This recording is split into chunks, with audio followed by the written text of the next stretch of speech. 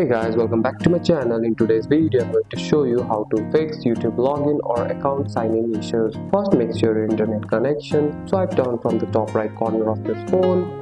It will open the control center. From here, you can switch between Wi-Fi and mobile data in order to know which one works properly. After that, make sure you are entering the correct Google account details. Look for the typing mistakes or extra space. If you forgot your password, tap forgot password and follow the on-screen step to reset it. You can also close the app completely from your recent app screen, then reopen it again. Try signing again. You can also open the App Store. In the search bar, type YouTube. If an update is available, tap update. An outdated app can cause this error. If the problem continues, uninstall the YouTube from your phone, then download and install it again from the App Store.